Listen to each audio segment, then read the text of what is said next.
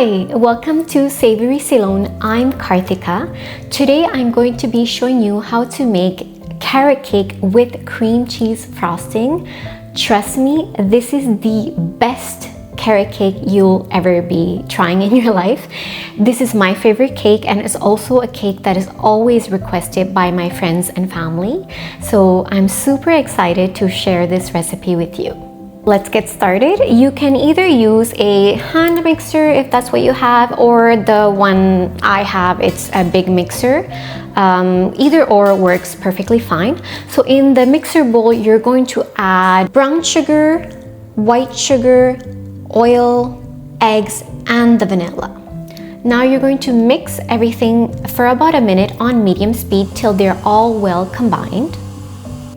So once they're mixed and incorporated for about a minute, you're going to add your Sri Lankan cinnamon powder. You're probably wondering, okay, what is the difference with Sri Lankan cinnamon powder and the cinnamon that we buy in Canada, America? Slight difference. The cinnamon powder that we buy here in Canada are a bit spicy and nutty versus the Sri Lankan cinnamon powder. It's a bit sweet and it has a floral flavor at the end. I always use them when I make French toast, anything sweet, cake, danishes. So if you can get a hold of cinnamon from Sri Lanka, try it. If not, go ahead and use the regular cinnamon you have. So next, add your baking powder and your baking soda and then mix for about another 1 to 2 minutes on medium speed. Don't forget to scrape the sides of the bowl. Now we're going to add sifted all-purpose flour, and then you're going to mix again for another 2 to 3 minutes on low speed. You just want everything to be well combined. Now you're going to add your carrots, walnuts, raisins, coconut, and pineapples. At this point, you don't need to use the machine. You're going to use a spatula, use your hand, and just mix them until they're fully combined. Now you can go ahead and preheat your oven to 350 degrees. And we're going to pour everything in our baking pan.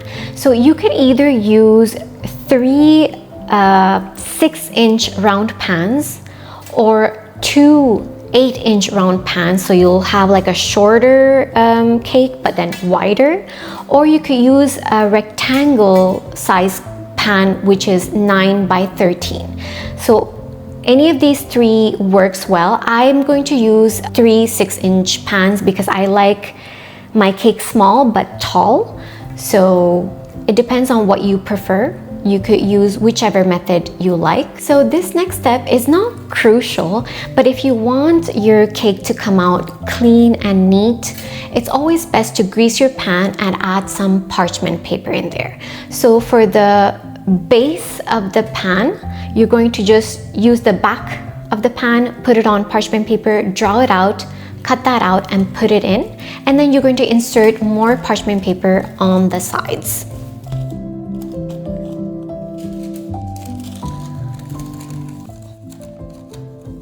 Now you can pour the batter into your pan and then you could put them straight into the oven. The timing might be different from different ovens, so 30 to 40 minutes until the toothpick comes out clean. Now that you have your cake in the oven, you have extra 30 to 40 minutes to spare. So we could go ahead and make some little toppers, decorations for the cake. Again, this is extra step. If you're not interested in doing this, you could skip this. But if you're giving this as a gift or if you're doing this for a birthday party, this will be really nice. So keep watching. To make edible sugar carrots, we're going to take gum paste and color it orange. We're going to make it into a cone. If it's becoming sticky on your hand, use some icing sugar on the table and on your hand. Make a little cone, one side pointy and the other side kind of round. And you just really want to make it kind of look like a carrot, but a smaller version. Once that's done, use a palette knife or a toothpick or a ruler. Press it down slightly here and there to give the texture, the look of a carrot. And there you go, all our carrots are done. Look how beautiful, they're so cute. Now, another extra step, if you want to, we can do some flowers. So, pink gum paste, roll it thin like a roti, and then I'm going to use a floral cutter to make out these tiny little flowers. And then put them on the palm of your hand, gently pressed in the middle with a ball tool. Once you press it, it gives you that effect of a flower. It's really cute, and if you want to go the extra step, you can put a yellow gum paste in the middle and then press it, and it gives you that effect of a cute little flower. So it's extra step. If you really want to do it, go ahead, do that. It takes a few minutes. If you don't want to, it's okay, you could skip it.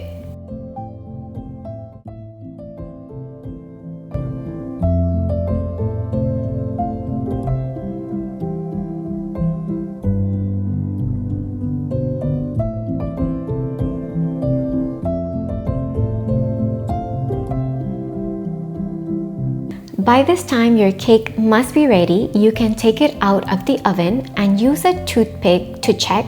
So just prick it in the middle, take it out. If the toothpick comes out clean, your cake is ready. So you're going to keep your cake on the side, let it cool. It's very important to cool it down before cutting it.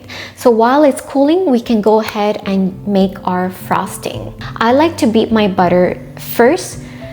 I like to let it become a bit fluffy before adding the rest of the ingredients. So once it's fluffy, you're going to add your cream cheese, condensed milk, and the vanilla extract. Again, beat everything together for about a minute or two. Now we can slowly start adding our sifted icing sugar. So I like to add, let's say, 1/3 of a cup each time. So add a cup, mix it, stop, add another cup, mix it, stop, keep going, continue this process. If you decide to pour the entire icing sugar into the mixer bowl, when you mix, it's just going to fly everywhere. So you don't want that mess. Take some time, go slowly with patience, add them slowly to the mixer. It's just easier for you, trust me. Once everything is combined, take a look at your cream cheese frosting. It's going to look creamy, velvety, and silky. Now I'm going to show you how to cut your cake. It's very simple.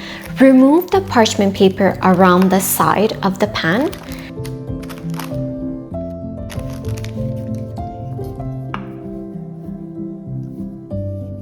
Hold on top of your cake and start cutting. Be careful not to cut your hand. Once you cut, remove the cake from the pan and you'll see how straight it looks. So do this for all 3 cakes. Now we can start icing our cake. So I'm using a cake board that is pink. You could go ahead and use whichever colors you like. Put a little bit of frosting on the board so that the cake sticks to the board and it doesn't move. You're going to add 1 cake, add a layer of icing, and then another cake, add a layer of icing, and you're just going to completely cover the cake with cream cheese frosting. So our cake is fully covered. Once you finish covering, you will have more more cream cheese frosting left over. You could use that to write happy birthday. You could write I love you, whatever you want to do. So you'll have enough to do more decorations. I'm going to show you how to make leaves for the carrots and the flowers, very simple. You're going to just use some of the icing you have left over and make it green. The piping tip number 349. So any brand, it doesn't matter, but the piping tip number, it's 349, and it's a leaf piping tip. The numbers are international, so the brand doesn't matter. Just make sure the number is same. You're just going to tighten, make sure there are no air bubbles. We're going to practice on paper or foil paper first. So there are two sides. There is a side where it looks like an open triangle, and then there's the other side where it's just pointy. You're going to use the pointy side. So you're going to press and release, press and release, press and release, press and release, press and release. That's it. Now that you practice a couple of times, you can go ahead and start decorating the cake. This video was more about the recipe of the carrot cake and the cream cheese frosting. If you're interested in learning more tips on how to make birthday cakes, wedding cakes, things like that, let me know. So on the screen right here are some cakes I did in the past for my clients. I think I lost interest in making cakes. It's not my thing anymore, but I would love to share my recipes, teach you how to make beautiful cakes. So if you are interested, please comment below. The more people are interested, the more it will motivate me to make these type of videos.